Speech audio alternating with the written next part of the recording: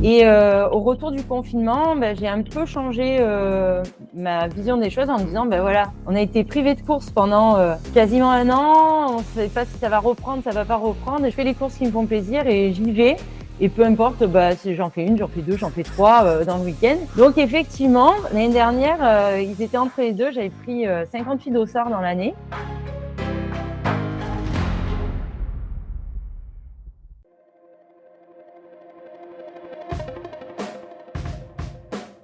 Bienvenue sur Les Frappés, le podcast sur le dépassement de soi et l'aventure. Je suis Loïc Blanchard, entrepreneur, coach et préparateur mental certifié. J'ai été pendant plusieurs années sportif de haut niveau en judo avant de quitter les tatamis pour me consacrer à des sports de plein air comme le triathlon ou partir m'évader sur des treks engagés. Récemment, je suis devenu finisher de la PTL, un ultra-trail de 340 km autour du Mont Blanc organisé par l'UTMB. Depuis la création des Frappés en 2020, j'ai deux objectifs. Le premier, c'est de vous faire découvrir des univers fascinants, qui font rêver. Avec mes invités, on ira naviguer sur toutes les mers du monde. On participera à des expéditions dans les régions polaires ou en Himalaya. On découvrira l'envers du décor de l'entrepreneuriat et du sport de haut niveau. Et on partira en mission avec des membres des forces spéciales. Le deuxième, c'est de vous aider à croire en vos propres rêves et à passer à l'action grâce au partage de ces invités exceptionnels. On sous-estime largement ce dont on est capable physiquement ou mentalement et je suis convaincu qu'une petite conversation peut déboucher sur de grands changements. On a en moyenne 4000 semaines à vivre sur Terre, alors autant les vivre à fond. Pour ses 40 ans, on l'avait mise au défi de courir 40 trails en un an, elle en a fait 58. Cette semaine, j'accueille Alexia Coudray, passionnée de sport outdoor et accessoirement professeure de PS. Vous l'entendrez, Alexia dégage une énergie folle. On sent clairement que le trail, tel qu'elle le pratique, c'est ce qui la fait vibrer. Je me suis régalé à en apprendre plus sur ses stratégies de course, j'ai souri en entendant les anecdotes d'épreuves qui l'ont marqué et j'ai bu ses paroles quand elle a partagé en fin d'épisode les 3 leçons qu'elle retient de plus de 10 ans de pratique. Alexia est également membre de la team Simalp, le sponsor de cet épisode. Simalp, c'est une marque française créée en 1964 par des amoureux de montagne pour des amoureux de montagne. Ils conçoivent des équipements de trail, d'alpinisme, de ski ou encore de rando, donc c'est assez varié mais ça reste toujours dans l'univers de la montagne. Ils mettent l'accent sur la technicité, la durabilité, l'innovation et l'accessibilité de leurs produits, ce qui est plutôt pas mal pour nos portefeuilles. Personnellement, j'adore le matos outdoor, je réalise des tests pour plein de marques différentes depuis plus de 10 ans, donc je reconnais un produit de qualité quand j'en ai un entre les mains. Dans le cas de Simalp, j'ai eu l'occasion de partir en montagne avec plusieurs de leurs pièces emblématiques. Première couche, veste isolante, veste étanche, short, pantalon et franchement, ça n'a été que de bonnes expériences. Les produits sont bien pensés, c'est robuste et en plus, c'est français. Un détail que j'adore, ce sont les pictogrammes qui présentent les caractéristiques techniques de chaque produit, isolant, étanche, anti-odeur, etc. Ce qui est super pratique si, comme moi, vous commencez à avoir pas mal de vêtements outdoor dans vos placards et que vous vous y perdez. Simalp commercialise en direct sur internet, ce qui leur permet d'offrir des tarifs très compétitifs. Donc foncez faire un tour sur leur site simalp.fr, cimalp.fr. Excellente écoute à vous les frappés.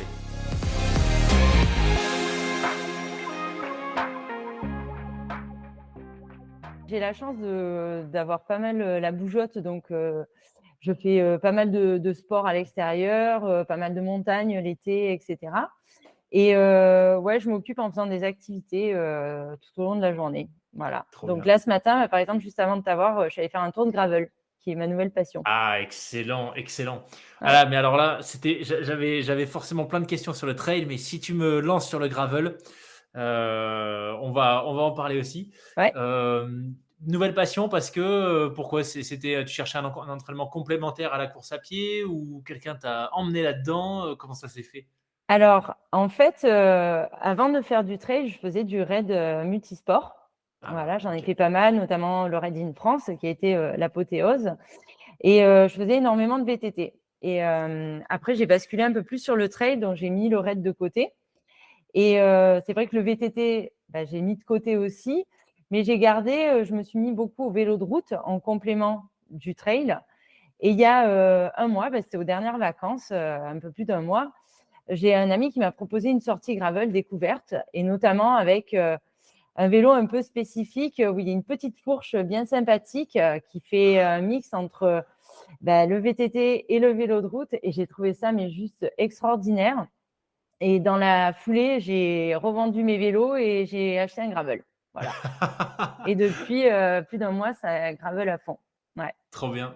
Ouais, Mais parce que toi, tu vis à Bédouin, hein, c'est ça? c'est ça. Donc, au pied du Ventoux et j'ai énormément au niveau terrain de jeu, ça me permet de redécouvrir, encore, une autre façon, le Ventoux et ses environs avec le Mais gravel. parce que t'as de quoi rouler en gravel au Ventoux Ah, en fait, rien que le bas du Ventoux, pour sinuer entre les routes, les sentiers, et cetera, il y a énormément de choses à faire. Il y a les dentelles de Montmirail aussi qui sont pas loin. Il y a les ocres de Mormoiron et ça il y a une infinie de possibilités de Ok, parcours, où ça passe de route, chemin, piste, voilà, donc c'est ouais, ouais, c'est vraiment génial.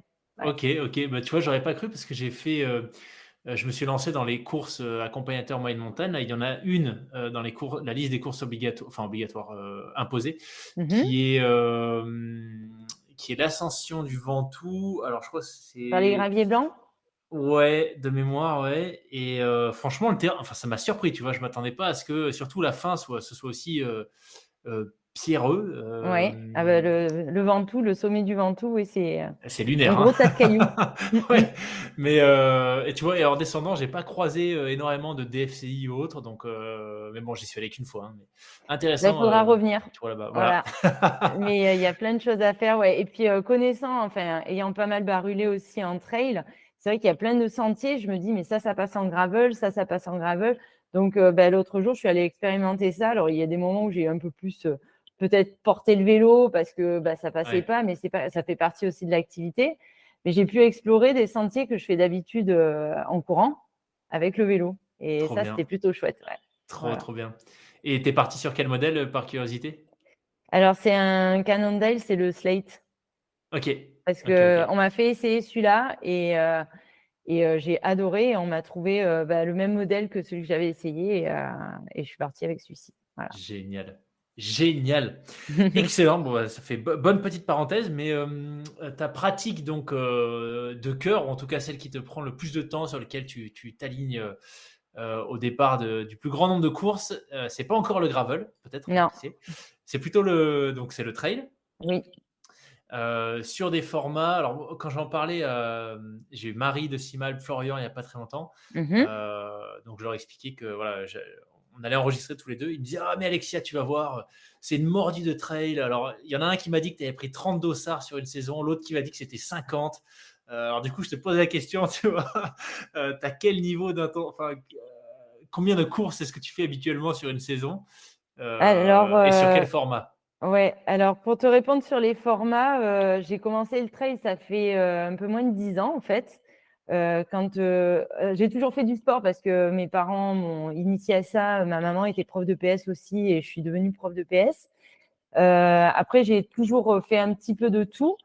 Je me suis un peu spécialisée pour, comment dire? Mes études dans le handball et le tennis.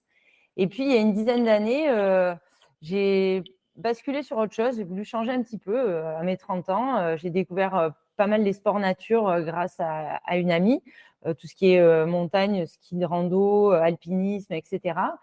Et naturellement, avec le raid, je me suis tournée un petit peu vers le trail aussi. Et je sais pas, j'ai commencé à aimer ça et puis même, les résultats sont arrivés assez rapidement alors que j'avais aucun, voilà, potentiel à la base là-dessus. Et ouais, depuis 2015, on va dire que ça s'enchaîne pas mal. Donc j'ai monté un petit peu crescendo en commençant par les courses de village qui sont autour de chez moi, les petites courses nature. Et puis en 2018, je me suis lancée sur le challenge des Trails de Provence. Donc c'est des formats, voilà, plutôt autour de 25-30 kilomètres maximum, que j'ai fait 3 fois et que j'ai gagné 3 fois. Donc ça, c'est plutôt mes formats habituels. Et au retour du confinement, bah, j'ai un peu changé, ma vision des choses en me disant: «Bah, voilà, on a été privés de courses pendant, quasiment 1 an. On ne sait pas si ça va reprendre, ça va pas reprendre». Et je me suis dit: «Au retour du confinement, bah, je fais les courses qui me font plaisir et j'y vais et peu importe, bah, si j'en fais 1, j'en fais 2, j'en fais 3, dans le week-end». Donc effectivement, l'année dernière, ils étaient entre les 2. J'avais pris, 58 dossards dans l'année. Waouh! Et cette année, bah, là, ce week-end, hier, j'étais avec Florian justement, dans le Pilat. Mais la veille, j'avais fait un semi sur route, les gorges de la Nesque. Et hier, c'était mon 30e dossard depuis janvier. Oh punaise! Voilà. OK. Donc oui, mordue, voilà. Mais je suis une mordue de dossard, comme on dit, et de course, d'adrénaline, de rencontre des gens, de rencontre de lieux, voilà, découvrir de nouveaux paysages. Mais je suis pas une accro, on va dire, de l'entraînement. J'ai pas de coach déjà. Moi, je fais au feeling et je le fais vraiment à la sensation. Quand j'ai besoin de travailler un truc, bah, je sors. Ou alors c'est comme ce matin, c'est du gravel, ça va être de la rando l'été, montagne, ça va être un peu de grimpe. Voilà, c'est essayer de varier au maximum les activités. Mais c'est vrai que le week-end, c'est un peu le leitmotiv. Tu accroches le dossard et on y va, quoi. Voilà. J'avais échangé avec une autre, comment dire, raideuse du coup. Oui. Ouais.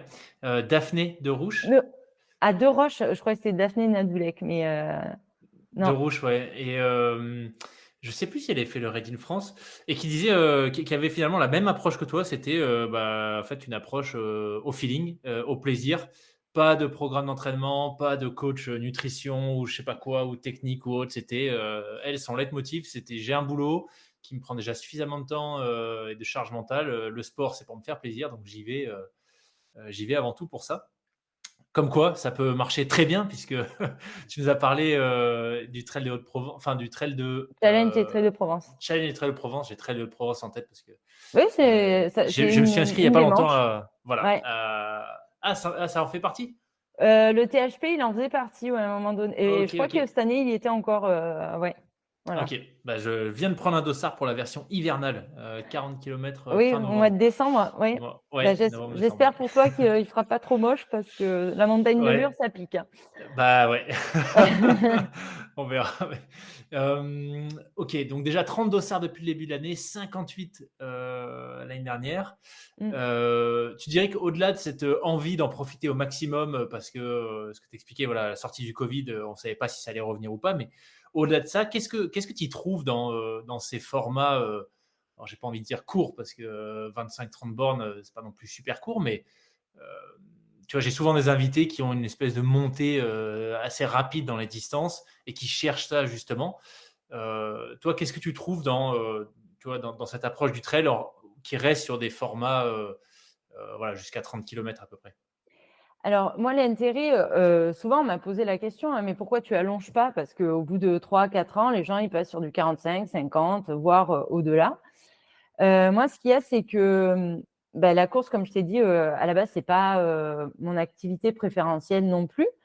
Avec ces formats-là, ça me permet à la fois de rester sur des efforts qui sont de courte durée, on va dire entre 2h30, 3 heures, voire 4 heures si le format est vraiment technique, avec beaucoup de dénivelé ou quoi. Donc, ça reste des formats où l'intensité d'engagement, parce que quand je m'engage sur une course, comme je t'ai dit, c'est pour y aller à fond. Et la concentration sur 3 heures, 4 heures, ça passe encore, mais au-delà, j'ai du mal à rester focus sur ma course, je me lasse un petit peu. Et après, c'est surtout que, du coup, avec des formats courts, je peux en enchaîner plusieurs dans le week-end ou même dans la journée. Des fois, ça peut être un le matin et un le soir, c'est une petite course ou quoi. Ça demande moins de récupération, moins de préparation. Donc, comme on disait au feeling, c'est que sur des formats courts, quand on reste sur du moins de 30 bornes, en fait, les courses le week-end, moi, me servent aussi d'entraînement. Voilà. Ouais, Et dans la semaine, je peux faire autre chose. Ou même chose, c'est-à-dire que dans le week-end ou dans la journée, le matin, je peux aller courir. Et l'après-midi, si on me dit, on va faire un tour de vélo, on va faire ci, on va faire ça, je ne suis pas complètement à plat et je peux enchaîner une autre activité. Donc, ça me permet voilà, d'être plus dans la variété. Et je pense aussi qu'au niveau des blessures, parce que quand on passe sur du long, moi j'ai beaucoup d'amis où il y a le syndrome de l'essuie-glace, il y a des tendinites, enfin, il y a beaucoup de choses qui apparaissent à cause justement de la durée d'effort qui est demandée pour les distances, qui font que moi, j'ai pas envie de subir ça. Voilà, j'ai 41 ans, je suis encore à peu près préservée et j'ai pas envie de me flinguer en faisant du 50 bornes et me dire bon, je vais en faire 2 dans l'année et après terminer. Voilà. ouais, ouais. Ça me frustrerait plus qu'autre chose. Donc, il y a ça et il y a vraiment cette intensité qu'on peut mettre sur un format court que l'on ne mettra pas sur un format lent où on va être plus sur de la gestion et de la rando-course. Et après, je parle à mon niveau, hein, pas au niveau des champions où eux, ils sont sur de la course tout le temps. Mais voilà. Et ça, moi, prendre un dossard pour faire une rando-course, je préfère y aller avec des potes comme on va faire ce week-end, on va faire la traversée des Calanques pour l'anniversaire d'une copine, eh ben, on va le faire en mode rando course. Et ça, oui, mais je ne prends pas un dossard pour faire ça, quoi. Ouais, Voilà. ok. Mais C'est après, très... c'est ma vision de… Ouais, ouais. Ouais, mais c'est super intéressant, tu vois, cette approche, par rapport à la blessure. J'aurais pas forcément je pense que spontanément, j'aurais pas pensé justement par rapport à ce que tu viens d'évoquer, l'intensité. Tu vois? C'est-à-dire que, bah, oui, j'imagine que sur tes courses, enfin sur des formats plus courts, le rythme est beaucoup plus soutenu. Mm. Donc potentiellement sur tu me dis si je me trompe, hein, mais sur terrain technique, tu vois, j'aurais pensé, bah, vitesse moyenne du peloton, en gros, peut-être beaucoup plus élevée. Donc, il faut être aussi beaucoup plus vigilant parce que, bah, voilà, Mm. oui, c'est plus court, mais potentiellement plus exigeant. Donc, j'aurais pas forcément pensé à la blessure, tu vois, c'est super Moi, intéressant. je ne parle pas de la blessure spontanée, c'est-à-dire Ouais, la blessure qui va arriver, malheureusement, ça peut être sur du court ou sur du long, ou en sortant dans la rue, c'est-à-dire on se fait une cheville parce que bah, le pied qui se pose au mauvais endroit, etc. Ça peut arriver sur n'importe quel format. Moi, je pense plus sur la blessure à long terme, c'est-à-dire l'effet l'usure qu'on cumulé. fait du corps pendant… Parce que je l'ai vécu sur le Raid in France. Je ne me suis pas blessée, mais mon corps a souffert pendant… on a fait 130 heures de course quand même d'affilée. Et là, c'est des rétentions d'eau, le corps aussi, le sommeil qui est complètement déréglé parce qu'on fait des micro-siestes, on continue tout le temps. Au niveau de l'alimentation, c'est pareil, au début, on se fixe des sachets repas quoi, pour dire on va manger ça, mais finalement, le corps, comme il est en perpétuelle activité, ce qu'on avait prévu, ça passe pas, ou on a envie d'autre chose et on mange n'importe quoi, n'importe comment. Donc, il y a tout un dérèglement qui se fait quand on est sur du long. Ceux qui font de l'ultra-distance, on le voit, ils font des fois 24, 40, 40 heures de course. Donc, dans la gestion au niveau du sommeil, de l'alimentation, etc., il y a des choses qui se passent et qui, après, je trouve, quand on revient à notre vie quotidienne, parce que ce n'est pas notre métier, hein, comme tu l'as dit, c'est compliqué. C'est compliqué. Mmh. Alors que sur du court, on va prendre une compote et une barre et basta, c'est parti. On ne va pas se soucier à se dire, bon, alors il faut que je prévoie ça, à tel moment, il faut que je mange comme ça. Voilà, et que ce soit en amont, pendant et après, c'est pas le même sport. Voilà. Mmh. Et je trouve que le long, c'est plus… Ouais, pour moi, ça me semble plus traumatisant que faire du court. Mais après, ceux qui vont du long, ils vont dire, ouais, mais moi, je peux pas courir comme tu fais parce que c'est trop rapide, c'est trop intense. Je dis oui, mais bon, moi, j'aime pas courir longtemps parce que bah, c'est pareil. Voilà. Ouais. Ouais. Mm. Mais alors, peut-être pour creuser un peu sur la partie entraînement, donc tu expliquais que c'est au feeling, au plaisir. Est-ce que tu as quand même dans les grandes lignes, tu vois, je sais pas, des items sur lesquels tu fais attention, tu vois, la puissance, le cardio, le volume. Est-ce que tu gardes comme ça, tu vois, certains repères en tête pour déterminer à peu près ton niveau? Ou bien est-ce que tu fais tellement d'épreuves que finalement c'est chaque week-end que bah, tu regardes un peu aux sensations, etc.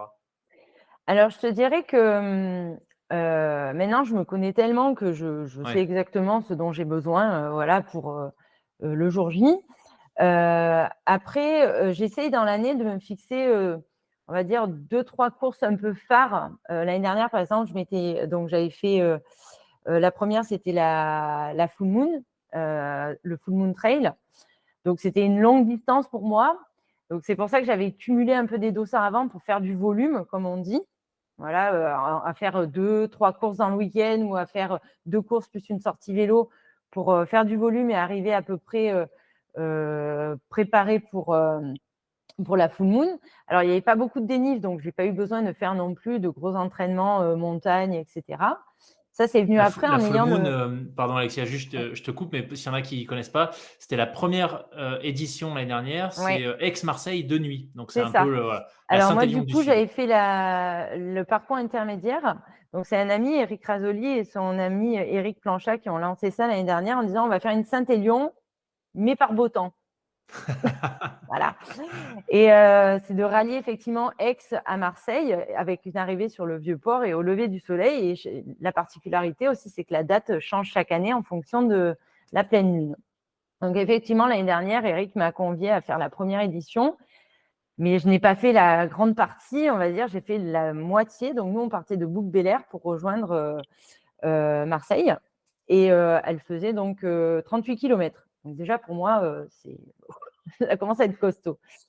Donc, il y avait cette première étape. Après cette première étape, je m'étais inscrite au championnat de France en Open à Salers, qui était 30 bornes avec du dénivelé, là, cette fois-ci.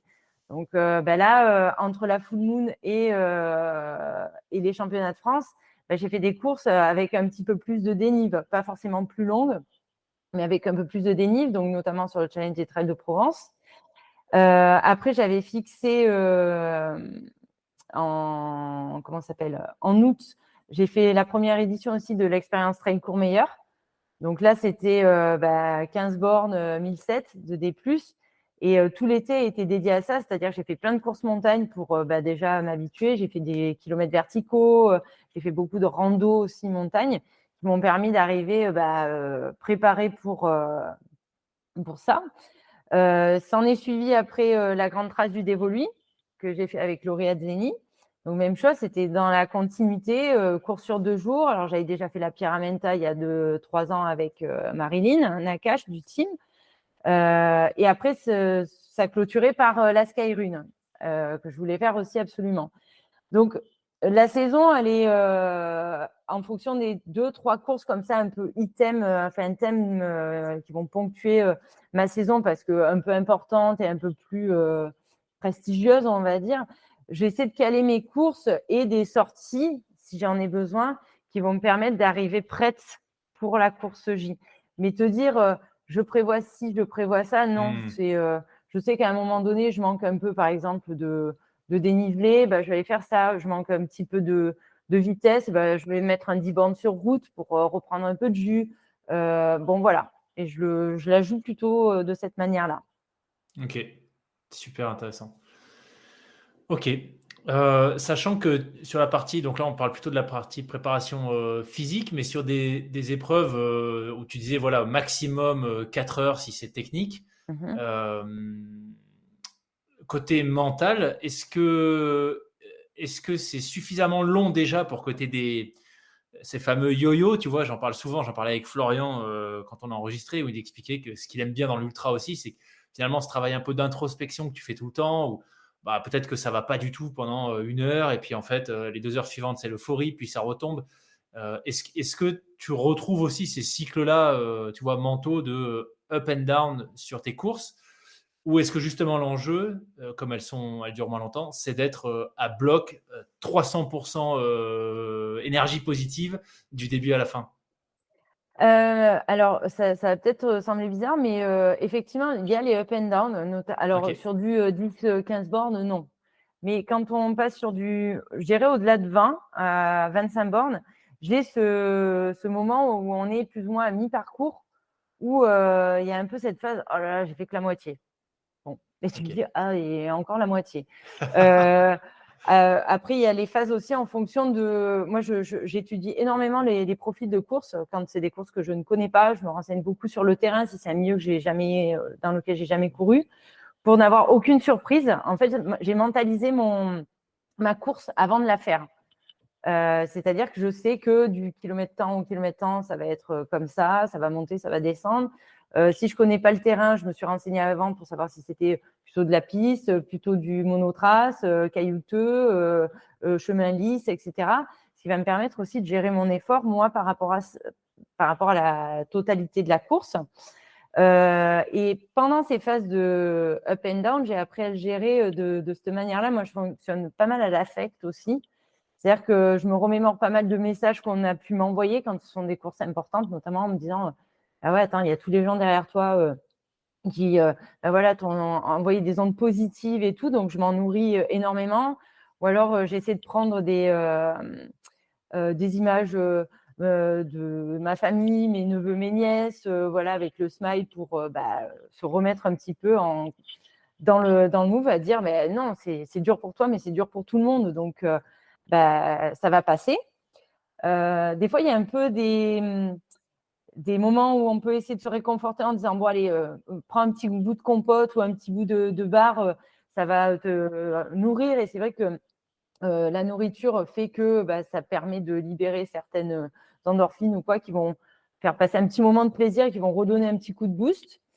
Et après, ça permet de relancer un petit peu la machine si on va dire que le corps suit. Parce que des fois, on est dans le down parce que on n'est pas bien physiquement.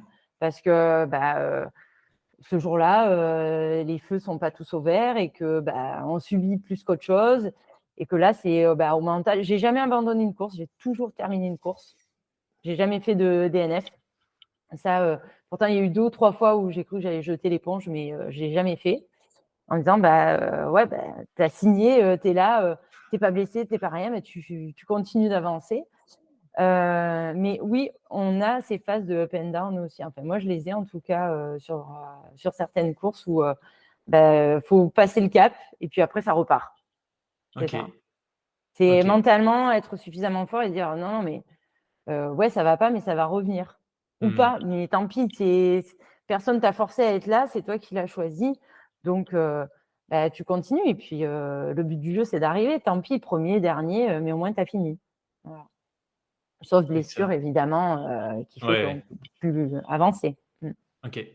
Et au-delà de ces stratégies que tu évoquais, tu vois, de te remémorer en positif des messages, etc., qu'on appelle les stratégies de coping, donc plutôt en réaction à une situation. Est-ce que tu as un schéma mental aussi que tu suis avant de prendre le départ, juste avant, tu vois, le coup de feu? Est-ce que tu as un rituel, tu vois, des habitudes, je sais pas, toujours la même paire de chaussures, le premier, tu vois, le lacet droit que tu fais en premier? Est-ce que tu as ce genre de choses que tu mets en place? Alors, au tout début, quand j'étais sur le Challenge des Trails de Provence, sur les premières années, ouais, c'était la veille ça, pas faire ci, manger ça. Le petit-déj, c'était toujours le même.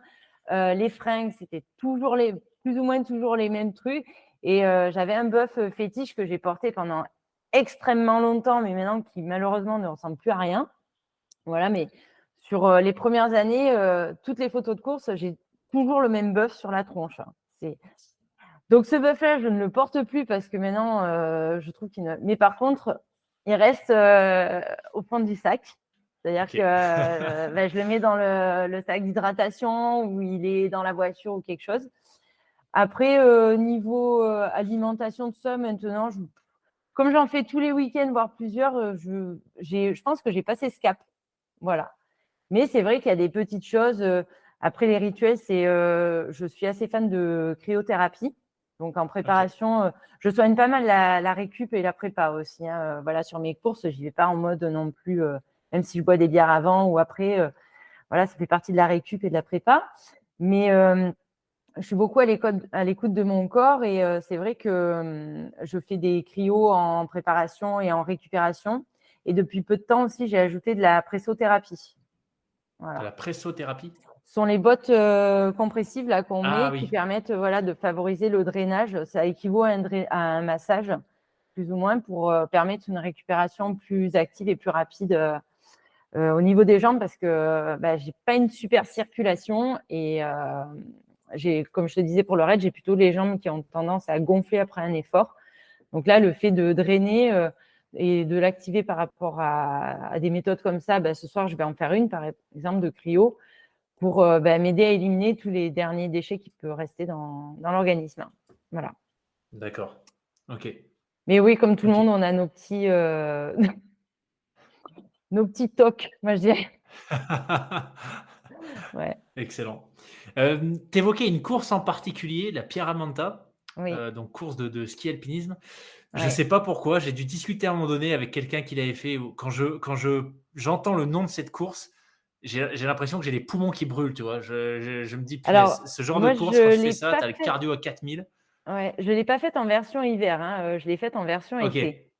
Ok. Voilà. Mais ce qui doit déjà être, côté dénivelé, tu as combien en été?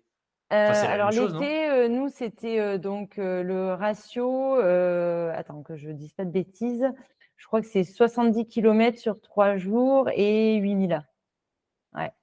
En Waouh, gros, ah ouais. le premier jour, on a fait, alors premier jour, c'était 25 et 2003 ou 2004.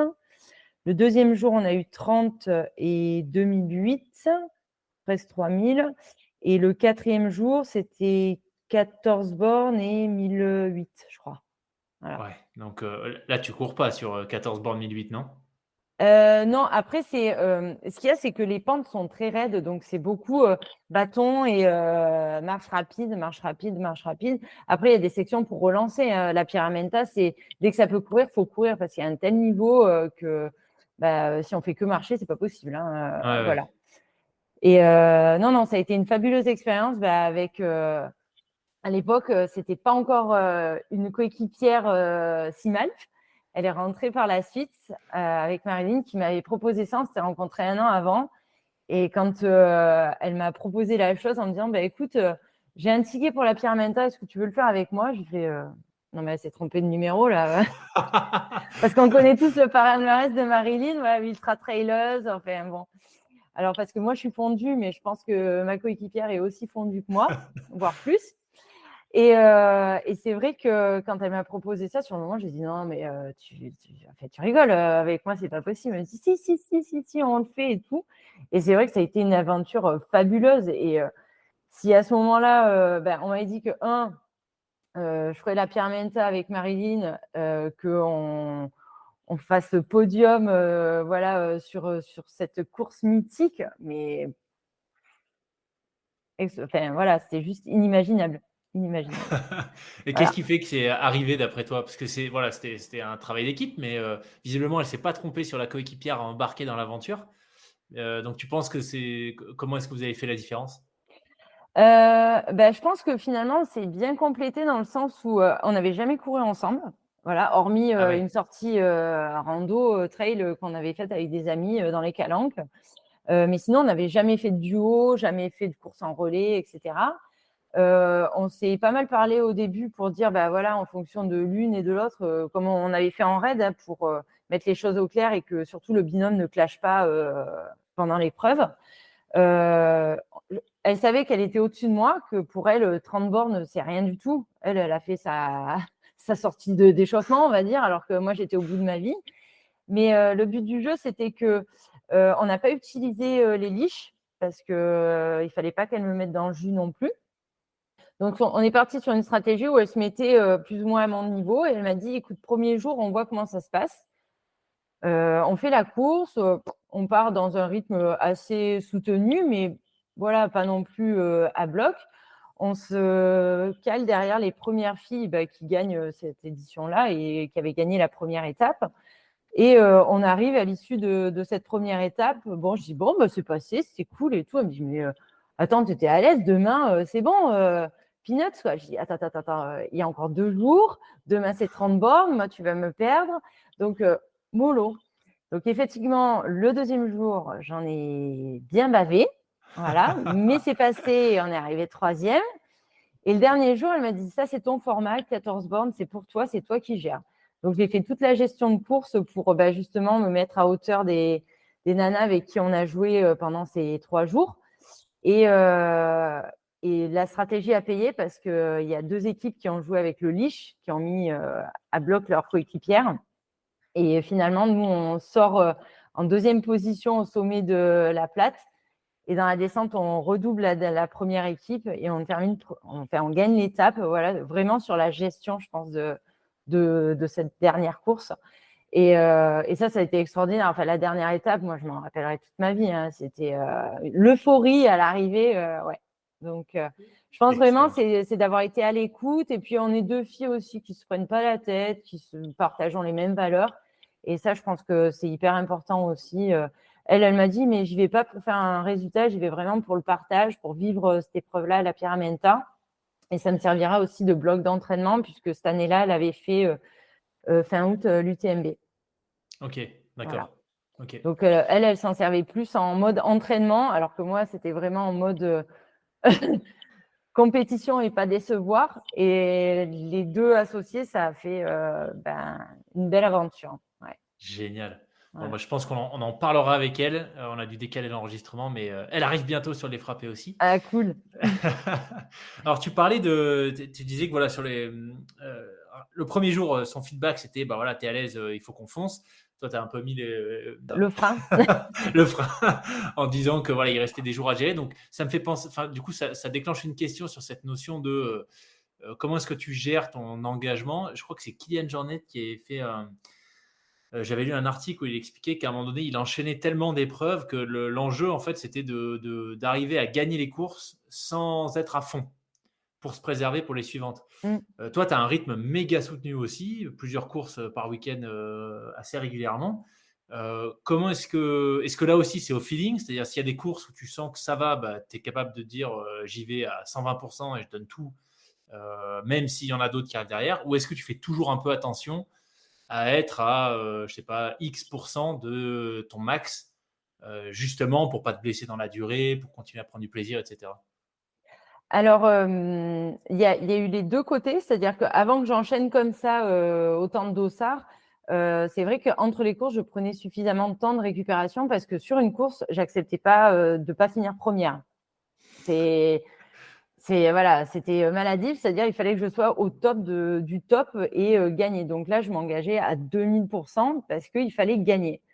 Et le fait là d'enchaîner les dossards, c'est vrai que je suis plus en mode gestion à me dire, bah, je me fixe, je refais aussi des courses que j'ai déjà faites ou c'est des formats que je connais avec le dénivelé, etc.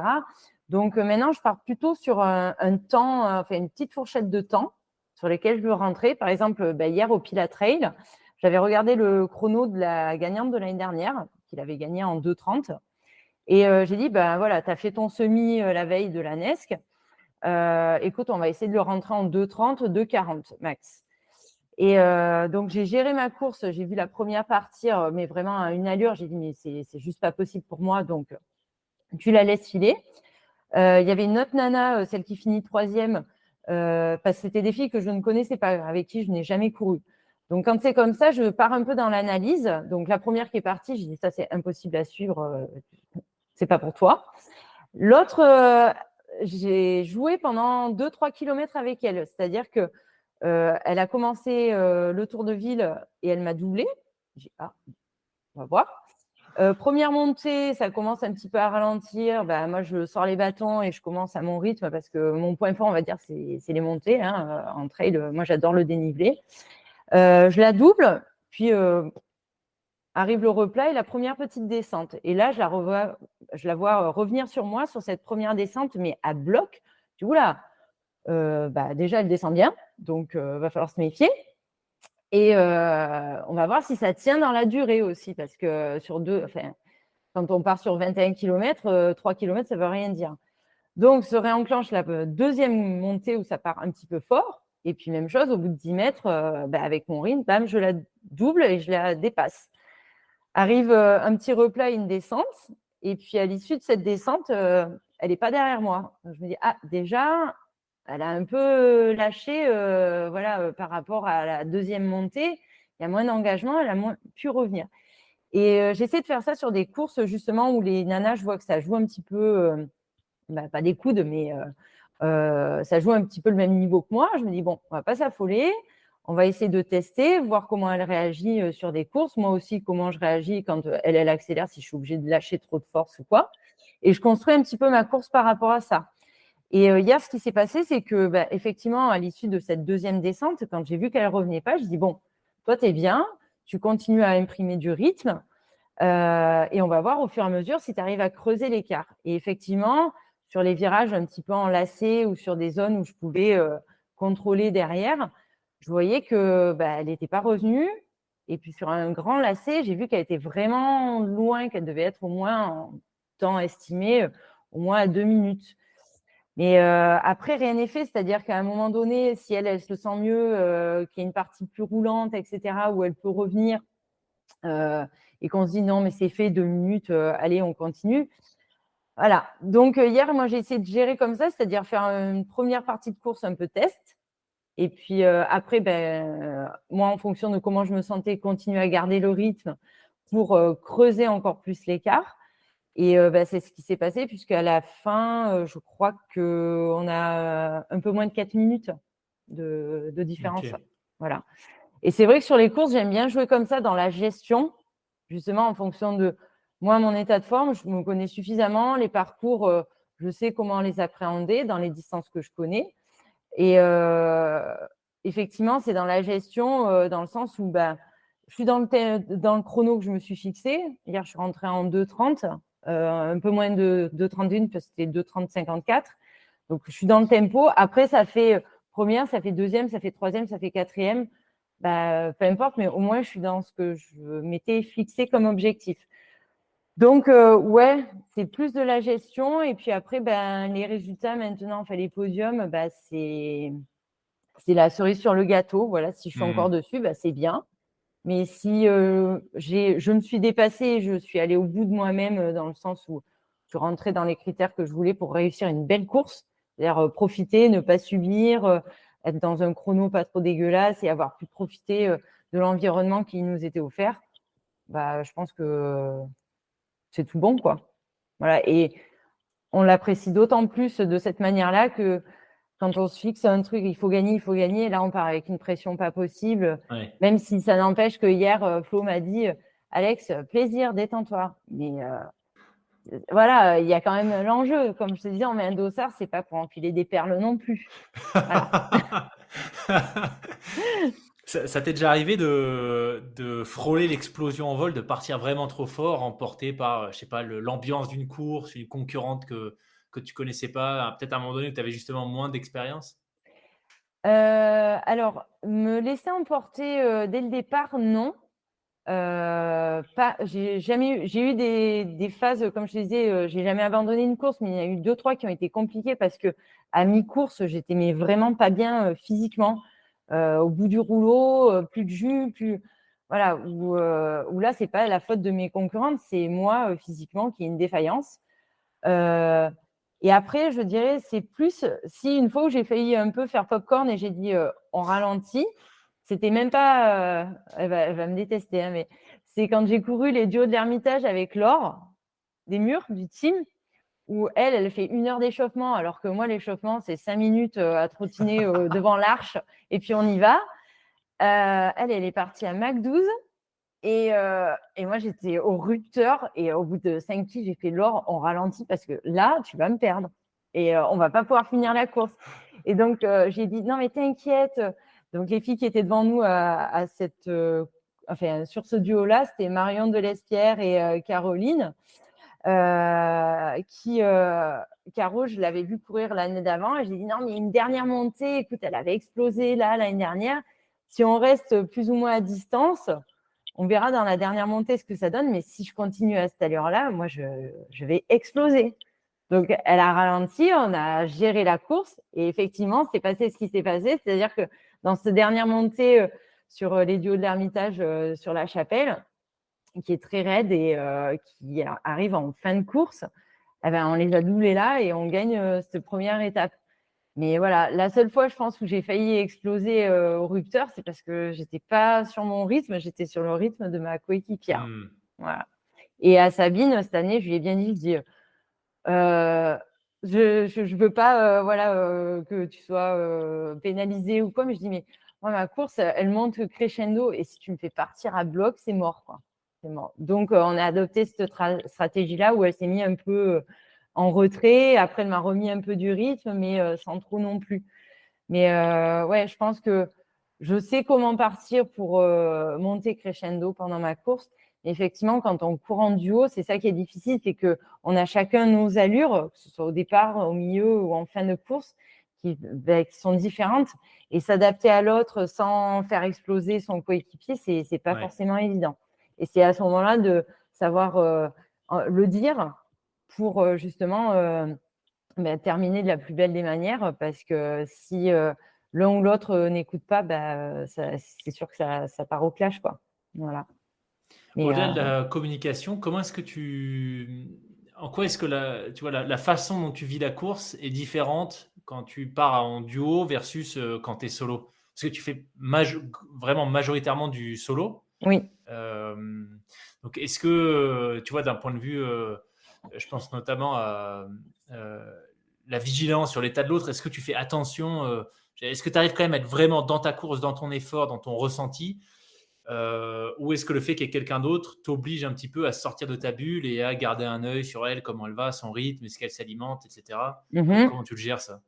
Eh ben, tout dépend en fait dans quelle situation on se trouve, si on est la personne un peu ric-rac ou si on est la personne au-dessus. Ouais.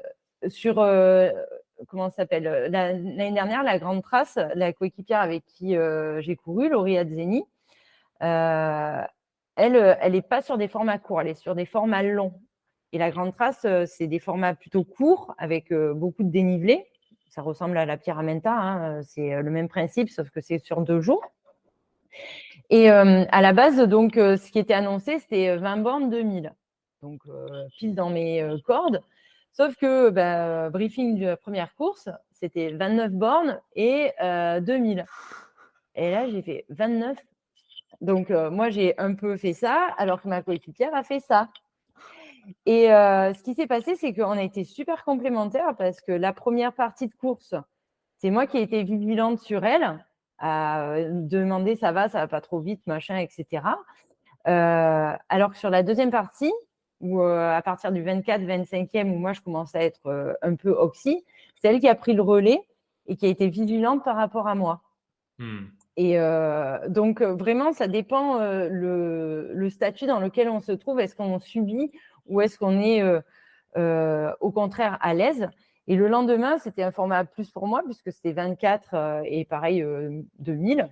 Et là, c'est plus moi qui ai été à l'écoute. Par exemple, je prenais ces flasques, j'allais les remplir pendant qu'elle continuait un petit peu.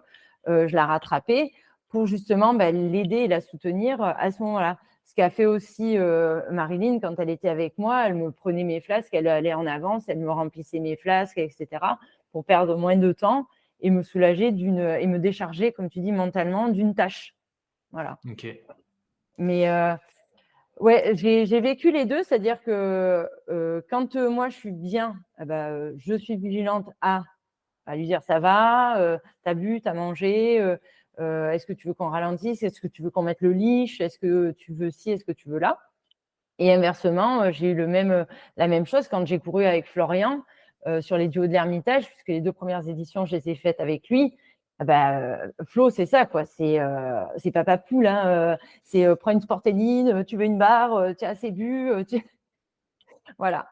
Donc, la vigilance, je pense, se fait de la part de la personne qui est pas dans le rouge, à veiller à ce que son coéquipier aille bien pour aller jusqu'au bout de la course. Et c'est le but du jeu, hein, comme on dit, on part à 2, on arrive à 2. Et moi, je suis assez vigilante, je suis beaucoup dans l'empathie parce que même dans les courses, je ne suis pas focus sur ma course. Je discute beaucoup avec les gens. Des fois, on fait des morceaux ensemble quand on a le même rythme et ça permet de déjà penser à autre chose, de discuter pendant peut-être 5 minutes, mais c'est pas grave. Ça permet de savoir aussi peut-être si la personne va pas bien, est-ce que tu as besoin de quelque chose ou ouais. Mais la vigilance, je pense, dans le trail, ça, c'est quelque chose qui est pas automatique, mais les gens sont assez bienveillants, je trouve, dans cette activité.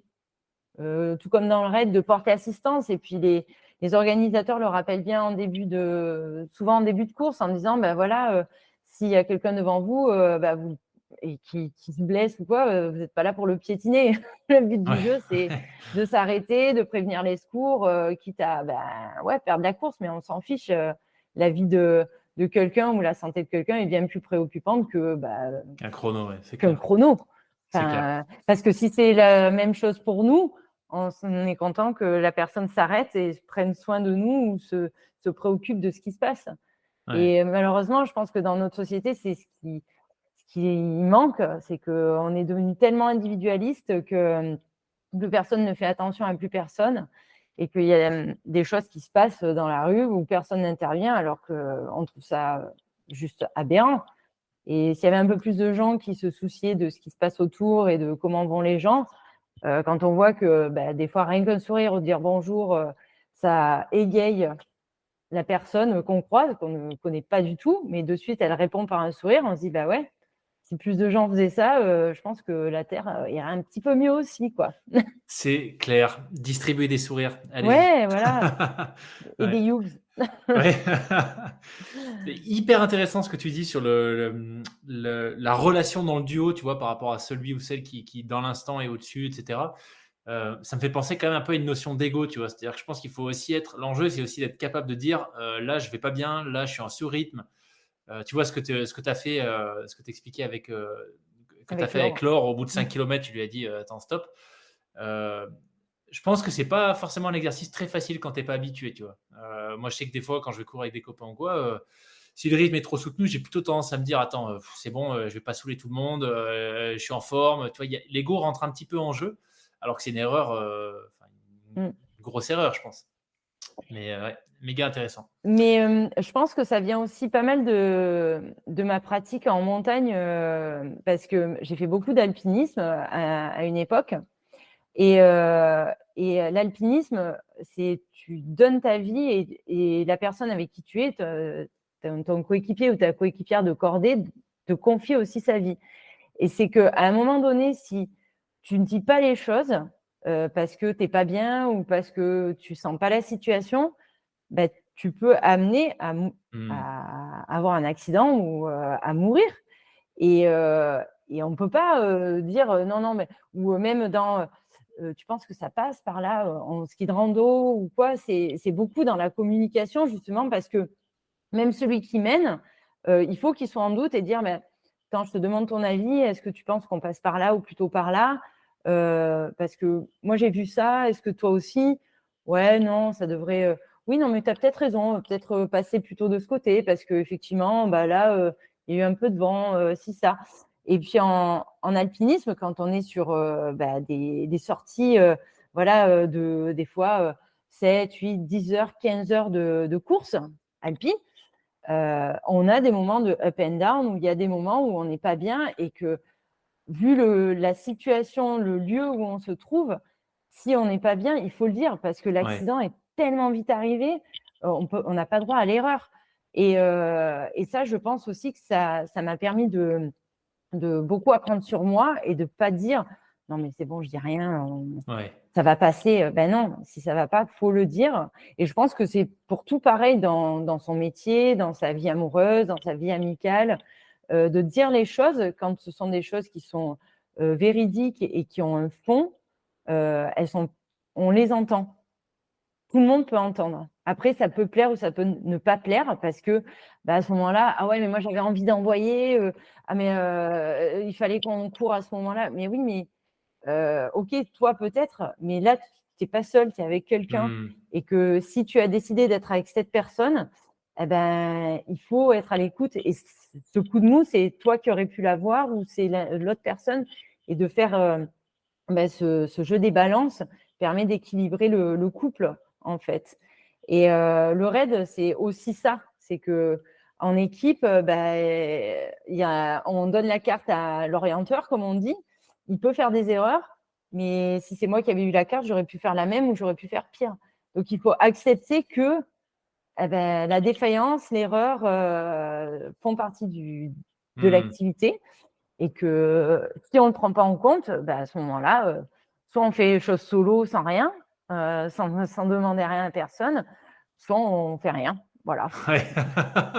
C'est exactement ce qu'on s'était dit sur la PTL dans l'équipe. On s'était dit, il y en a un qui a la carte, les autres font pas de commentaires en fait. C'est soit tu as la carte, soit tu te tais. C'est ça. Parce que Voilà. sinon, Et au Raid in sinon c'est France, nous, compliqué. il y avait un orienteur, c'est lui qui l'avait, il y avait son binôme, entre guillemets, qui était là dans les phases où la lucidité, au bout de X heures de course, des fois peut varier. Il demandait conseil ou confirmation au deuxième. Mais moi, avec mon autre coéquipier, on n'est jamais intervenu sur la Ouais. carte. Ah non. Et puis, rentrer dans une carte alors que on n'a rien vu du début ou de la fin, ça veut strictement rien dire parce qu'on n'est pas du tout lucide par rapport à ça. Ou prendre la carte. Non, non, il faut que la personne soit du début à la fin immergée totalement voilà, dedans. Et nous, on n'a rien à dire là-dessus. Et après, elle peut effectivement se tromper parce que l'erreur est humaine. Donc, voilà. Clairement. Et il faut être humble par rapport à ça. Ouais, complètement d'accord. Pour faire un petit focus, tu parlais des moments de up and down que tu as aussi dans des épreuves un peu plus courtes que parfois certains invités que je reçois. Du coup, ça m'amène une question sur la nutrition. Est-ce que tu manges systématiquement en épreuve, au cours de l'épreuve, ou ça peut varier? Est-ce que ça t'arrive de faire une épreuve où tu bois simplement, mais tu t'alimentes pas du tout? Alors, tout dépend. Quand ce sont des formats ultra courts, mais par exemple avec beaucoup de dénivelé, comme j'avais fait l'ETC, je suis obligée parce que je sais que je vais passer une certaine barrière horaire. Par exemple, sur un 15 bornes, je peux ne pas manger quand c'est un 15 bornes qui va vite. Juste de l'hydratation suffit. Par contre, quand je sais que je pars sur un nombre d'heures un peu plus conséquent, même si le format est plus court, je vais me forcer à m'alimenter. C'est-à-dire que Ok. je veux que mon corps ne soit jamais en déficit, que ce soit énergétique ou même au niveau de la lucidité. Parce qu'on sait que quand on commence à plus être vaillant sur les jambes, c'est aussi parce que dans la tête, ça va pas. Et que le cerveau, c'est un muscle hein, et qu'il a besoin aussi de carburant pour fonctionner. Et pour garder cette lucidité, il faut lui donner, bien évidemment, à manger. Donc, généralement, je prends un peu de solide et des compotes, voilà, aussi qui passent mieux. Parce que comme je suis vraiment sur des formats courts, c'est plus facile à ingérer que les barres. Ouais. Mais hier, par exemple, j'ai pris une compote et une demi-barre sur les 21 km avec deux gommes.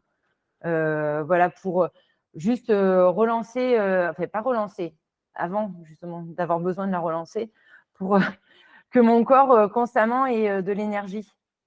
Et que ce Ok. soit pas les jambes qui ramollissent et me dire ah mais attends, t'as pas mangé ou t'as pas bu ou t'as pas ci, qui fait que tu as les jambes qui flagellent. Donc j'essaie de séquentialiser ma nutrition, on va dire à partir de 30 minutes, 35 minutes, quand je sais que ça va aller au-delà d'une heure hein, d'effort, à prendre par exemple une demi-compote, un petit bout de barre, voilà, et de le séquentialiser comme ça tout au long de ma course pour amener de manière perpétuelle de l'énergie à mon corps.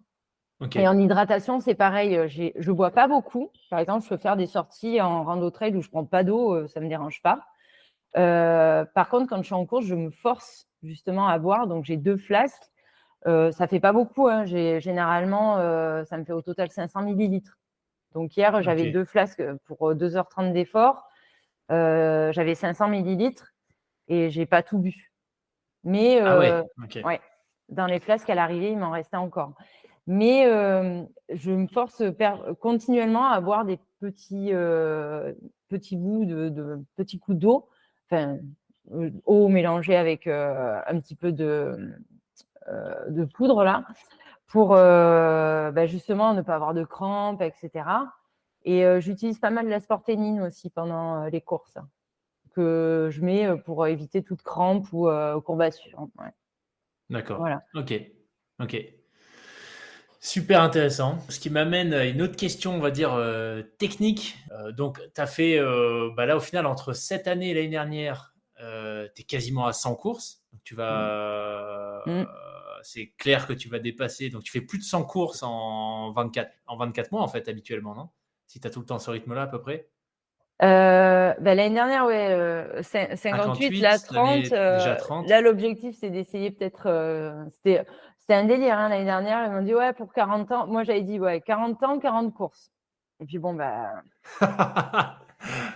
voilà, ça a été un petit peu plus. Et puis, cette année, les gens se sont pris au jeu quand ils ont vu tous les dossards que je prenais. Ils ont dit, ouais, cette année, c'est bon, tu atteint les 60. Bon, je suis à mi-parcours, je me dis, c'est peut-être réalisable. Voilà. Donc en tout cas, ouais, la barre des 100 franchis en 24 mois, donc c'est quand même énormissime. Et puis au-delà de ces 2 années, tu le disais, tu as plus de 10 ans de pratique maintenant derrière toi.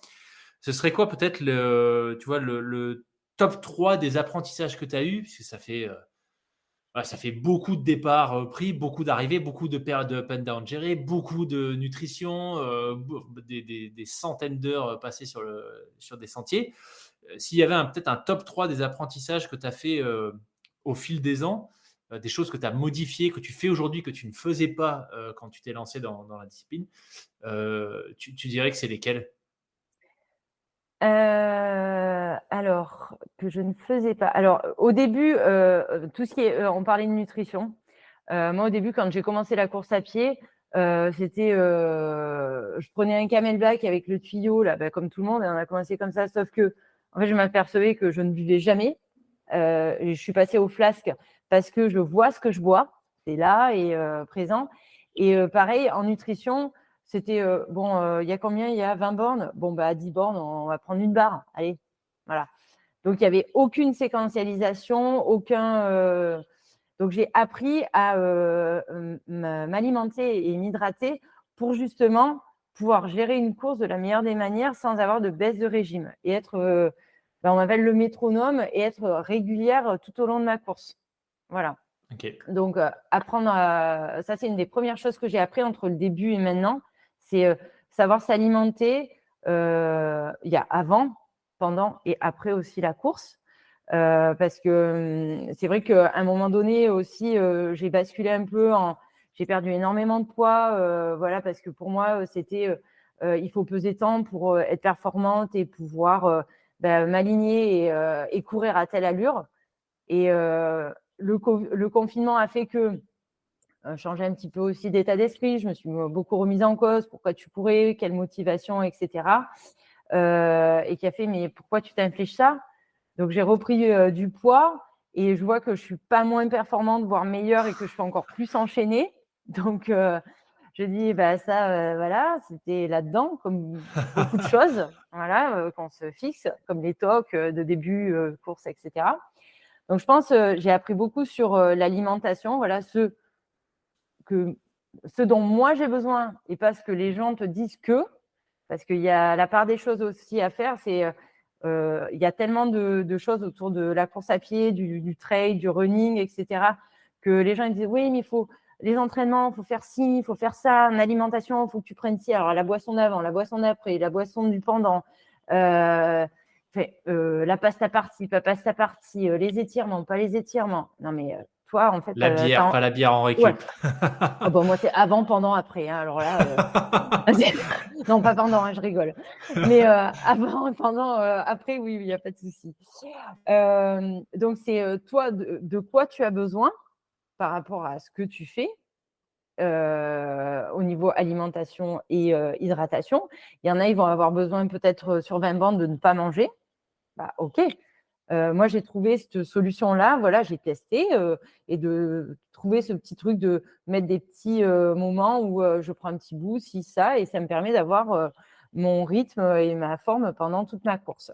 Donc, je dirais la première des choses, c'est ça. J'ai appris à gérer mes courses en fonction de toutes les expériences que j'ai vécues au niveau alimentation et hydratation. Après, j'ai beaucoup appris aussi finalement sur j'appelle ça travaille ton mental de coquillette. C'est Ça m'intrigue, que, ça. en fait, voilà, on croit toujours que, ouais, non, mais j'y arriverai pas. Ou moi, je me dévalorise beaucoup. Je suis toujours en doute, hein, même encore actuellement, mais moins qu'avant. C'est comme c'est arrivé comme ça, la course à pied, sans vraiment de prédisposition. Je m'aligne sur une course, que ce soit la course du village ou la course n'importe la Skyrun ou quoi, j'ai un peu le même stress. Maintenant, en cumulant autant de dossards, j'arrive plus détendue quand même sur les arches de départ.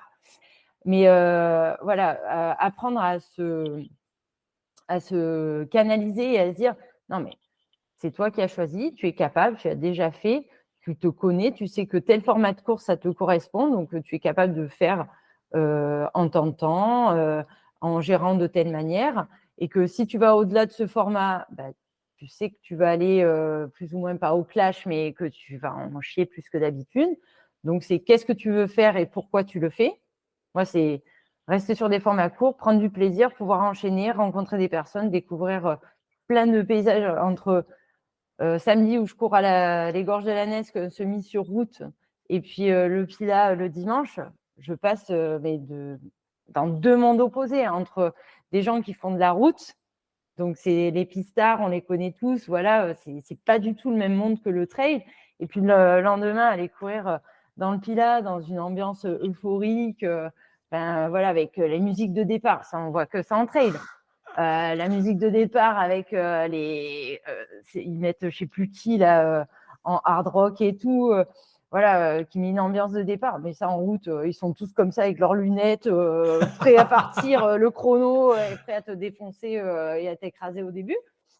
Donc moi c'est ce que j'aime bien, c'est varier ce type d'expérience. Donc, je dirais, voilà, la deuxième chose, c'est ça, c'est j'ai appris à me connaître et à savoir moi ce que je voulais et pas ce que les autres voudraient que je fasse et rester dans cette ligne directrice. Et puis après, la dernière chose, c'est toutes les rencontres et tout ce que j'ai pu faire grâce à la course à pied, quoi. Ça, c'est énorme. Voilà. Et d'avoir pu, bien évidemment, à travers ça, d'avoir pu intégrer le team Simal, quoi. Et c'est depuis 5-6 saisons, c'est juste énorme, quoi, de vivre chaque année, que ce soit les regroupements, les courses en duo qu'on fait, ou même entre nous, des fois on se retrouve, on est 2-3. Moi, j'ai eu fait avec Laure, on a fait en 2 jours la traversée des glaciers de la Vanoise en rando trail. L'autre fois, il y a Sabine qui est venue avec d'autres copines et on a fait l'ascension du Ventoux pour travailler du D+. Voilà, c'est des moments de partage aussi qui font que la Simal Family, elle existe vraiment et la course à pied, c'est une grande famille, ouais. Voilà. Génial, Donc, c'est génial. d'avoir Bon, trouvé une autre famille. ouais, s'il y en a qui sont pas encore pratiquants de trail, je pense qu'après un échange comme ça, j'espère en tout cas, ils iront s'acheter une paire de chaussures. Au moins Pour qu'ils essayer. essayent parce que Ouais. moi, j'ai mis le doigt dans l'engrenage, mais vraiment par hasard pour mes 30 ans en me disant Alex, t'as jamais couru à part au cross du collège, du lycée. Allez, tu vas pas mourir bête. À 30 ans, je me suis inscrite aux 10 km de Melun parce que c'était la course quand j'étais en région parisienne pour mon boulot de prof débutante. Et puis, j'ai mis le doigt là. Hein, et puis, depuis, je te montre un truc, tu vas voir. Voilà, j'ai 3 classeurs avec depuis, ça c'est mon toc aussi. Je garde tous les dossards. Ah ouais, Voilà, depuis le début. énorme. Donc, j'ai tous les dossards, tu vois, depuis le début C'est de ma énorme. course. Et le premier, il est là. Celui de Melun, le 560. Oh punaise, c'est une Voilà. super idée ça. Voilà. Donc, sur tous les dossards, je garde comment ça s'appelle, la date, la distance. Voilà. Je sais pas ce que j'en Excellent. ferai plus tard, j'en sais rien. Mais c'est, tu parlais des tocs. Voilà, mon toc, c'est que je garde tous les dossards. Il peut y avoir une tombola où tu mets le dossard. Non, non. Je ne donne pas Je mon garde dossard bien. pour la tombola. Voilà. Génial. Mais je pense qu'il faut essayer une fois parce que même sans se dire oh, la course à pied, c'est chiant. Oui, c'est sûr que si on y va une fois comme ça, c'est jamais hyper agréable parce que on crache ses poumons, on a mal aux jambes, on a mal partout. Et même quand on court beaucoup, on a encore mal. Voilà aussi. Mais c'est tellement une activité qui permet d'apprendre je pense, avant tout à se connaître parce que la course à pied, c'est ça, c'est se battre avant tout contre soi-même. Je veux dire, le premier défi, c'est qu'on se fixe, c'est pas d'arriver. Enfin, le podium et les machins comme ça concerne une infime partie de la population de coureurs. C'est pas ça. Le but du jeu, c'est pourquoi je suis là et pourquoi j'ai décidé de le faire. Est-ce que c'est un défi? Est-ce que c'est une envie? Est-ce que c'est d'être avec des copains? Est-ce que c'est de participer à un événement reconnu, dire moi j'ai fait Marseille-Cassis l'année dernière, je m'étais dit non, la route, jamais, etc. Et j'ai eu la chance de pouvoir participer à Marseille-Cassis, qui pourtant est du bitume, mais c'est pas.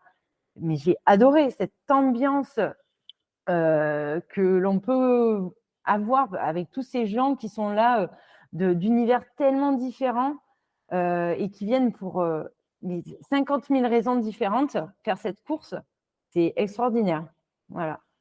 Et je pense qu'il faut le vivre au moins une fois. Alors, ça a commencé peut-être par un semi, mais maintenant, il y a tellement de petites courses, des 5 km, etc., des runs associatifs, solidaires, qui permettent de s'initier un petit peu à ça et de voir si ça peut plaire ou pas. Mais je pense que quand on y a goûté, voilà, et qu'on l'a fait pour les bonnes raisons surtout, quand on le fait pour les bonnes raisons, eh ben, on ne peut que aimer. Je suis assez d'accord. Les bonnes raisons, tu fais bien d'insister, mais Voilà, une fois qu'on est au clair là-dessus, c'est ça. effectivement, méfiez-vous, c'est facile de tomber dedans et d'avoir du mal à en ressortir. Oui, exactement. Mais ça peut être la Yes. course à pied, ça peut être tout autre chose, hein, Oui, voilà. bien sûr, ouais. Là, on parle de course à pied, mais comme on a dit, c'est, agir, pour soi et avant tout, voilà, et puis, après le reste vient se greffer tout autour. Mais, c'est savoir, ce qu'on veut et pourquoi on le veut. Mmh. Mmh, voilà. Super message.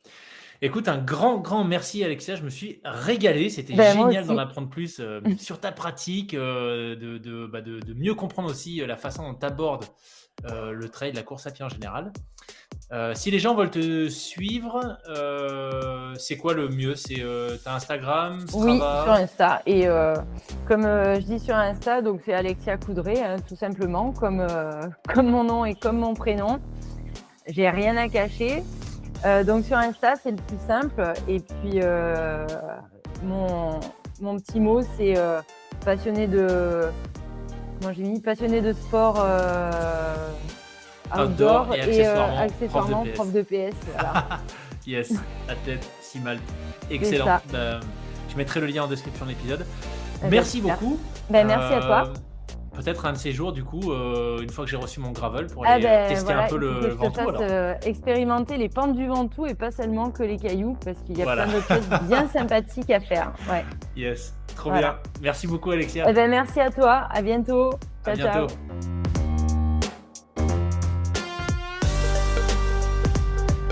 Merci d'avoir écouté cette conversation avec Alexia jusqu'au bout. J'espère que ça aura donné envie à quelques-uns d'entre vous de vous mettre au trail. Envoyez-moi vos feedbacks sur le compte Instagram du podcast lesfrappés.podcast ou par email à hello@lesfrappés.com. Je vous propose chaque semaine du contenu entièrement gratuit que je m'efforce de rendre le plus qualitatif possible. Je fais absolument tout seul, ce qui demande énormément de temps et d'énergie. Pour valoriser mon travail et remercier tous ces frappés inspirants que je reçois, prenez quelques secondes maintenant pour laisser une note et un commentaire sur votre plateforme d'écoute de podcast. Pensez également à partager cet épisode autour de vous à toutes les personnes qui sont intéressées par les sujets d'aventure et de dépassement. Merci pour votre fidélité, je vous dis à la semaine prochaine pour un épisode exceptionnel avec un homme qui vient de remporter une course de 1600 km en Alaska.